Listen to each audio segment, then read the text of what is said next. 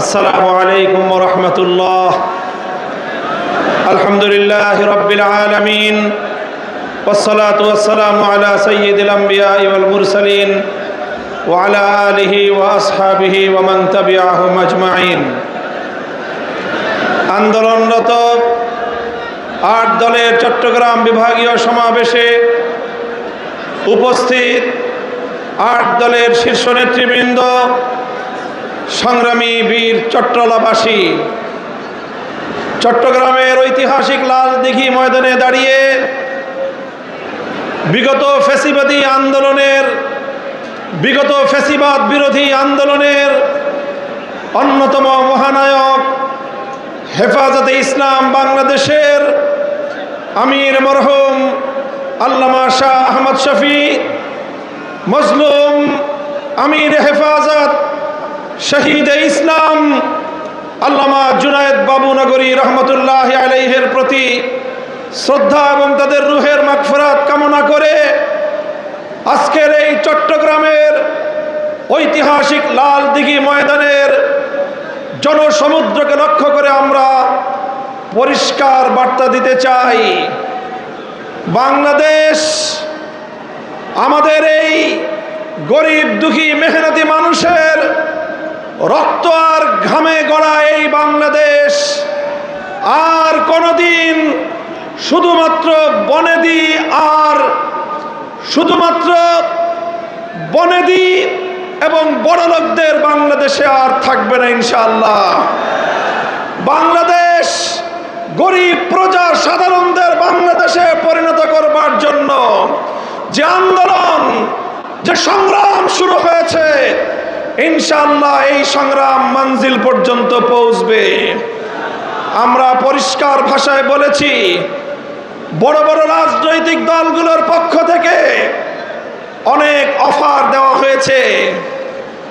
ছোট ছোট রাজনৈতিক দলগুলোকে বিভিন্ন আসন সমঝোতার অফার দেওয়া হয়েছে। আমাদের পরিষ্কার বক্তব্য, শুধুমাত্র জমিদারদের অংশীদার সাধারণ মানুষের লভ্যাংশের ভিত্তিতে আর বাংলাদেশ চলবে না।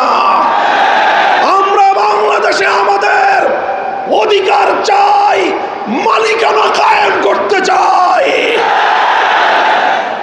গরিব মেহনতি মানুষ, আমরা তোমাদেরকে ইসলামের বার্তা পৌঁছে দিতে চাই।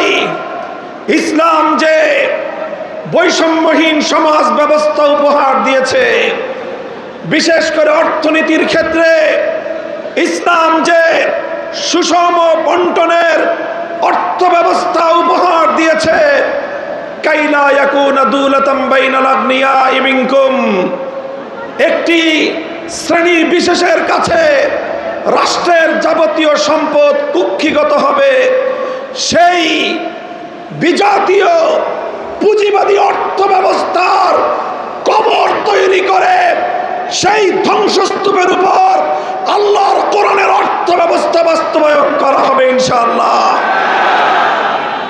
আমাদেরকে বিগত দিনগুলোতে শুধু উন্নয়নের গল্প শোনানো হয়েছে। উন্নয়নের গল্পের একটা দৃষ্টান্ত আমরা দিয়ে থাকি। কেমন উন্নয়ন? বলে যে বাংলাদেশের আয় বেড়ে গেছে। কিভাবে আয় বাড়লো? বলে যে মাথা পিছু আয় বেড়েছে, পার ক্যাপিটা ইনকাম। 2025-24-25 অর্থ বছরে বাংলাদেশের মানুষের মাথা পিছু আয় হলো $2,820। আমাদের বাংলাদেশি মুদ্রায় 3,40,000 টাকা প্রতি মাসে বাংলাদেশের মানুষের গড় আয়। আমি এই বিশাল জনসমুদ্রকে জিজ্ঞাসা করতে চাই, আপনারা কয়জন প্রতি মাসে 3,40,000 টাকা আয় করেন? তাহলে কারা আয় করে 3,40,000 করে? সংগ্রামী সাথী ও বন্ধুগণ, ব্যাপারটা হলো এরকম।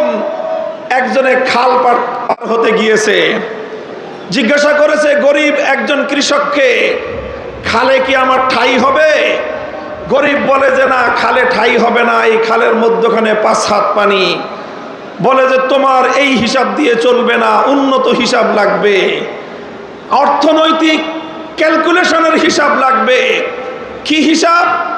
বলে যে মাঠে এই খালের মধ্যখানে কয় হাত পানি?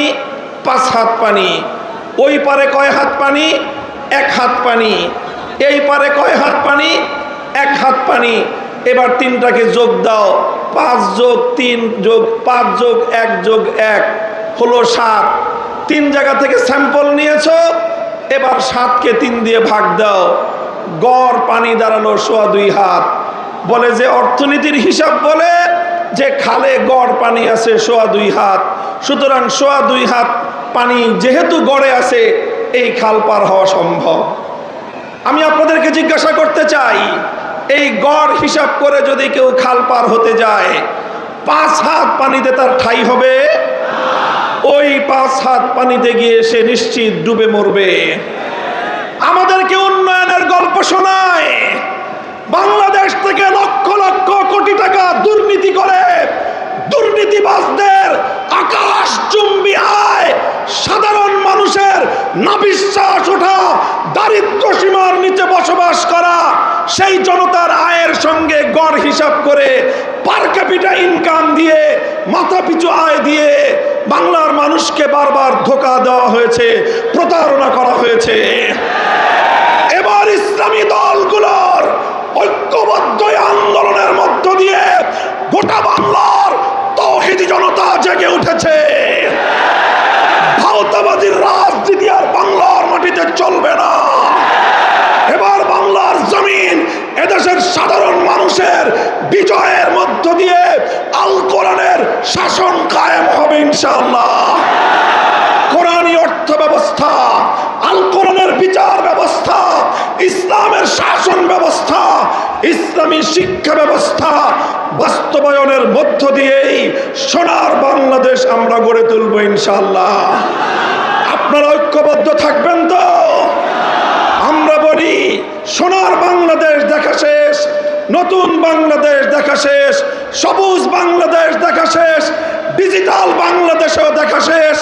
এবারের বাংলাদেশ দেখতে চাই ইসলামের বাংলাদেশ, আল কোরআনের বাংলাদেশ, খেলাফতের বাংলাদেশ। হাতে হাত রেখে টেকনাফ থেকে তেতুলিয়া সকল ষড়যন্ত্রের বিরুদ্ধে, চক্রান্তের বিরুদ্ধে, আধিপত্যবাদের বিরুদ্ধে আমরা ইস্পাত কঠিন জনতার যে ঐক্য গড়ে তুলেছি, জনতার বিজয়ের মধ্য দিয়েই ইনশাআল্লাহ চূড়ান্ত লক্ষ্যে পৌঁছবে। আপনারা সকলেই যার যার জায়গা থেকে ঐক্যবদ্ধ প্রচেষ্টা চালিয়ে যাবেন তো ইনশাআল্লাহ। আজকের এই বিশাল গণসমুদ্রর গণসমাবেশ আল্লাহর রহমতে সাফল্যমণ্ডিত হয়েছে। এখন থেকে ঐক্যবদ্ধভাবে আগামী জাতীয় নির্বাচন এবং গণভোটে হা বাক্সকে বিজয়ী করবার জন্য ময়দানে নেমে পড়বো ইনশাআল্লাহ। আমরা নাসরুম মিনাল্লাহি ওয়া ফাতহুন করিব ওয়া আখিরু দাওয়ানা আলহামদুলিল্লাহি রাব্বিল আলামিন। ওয়াসসালামু আলাইকুম ওয়া রাহমাতুল্লাহ।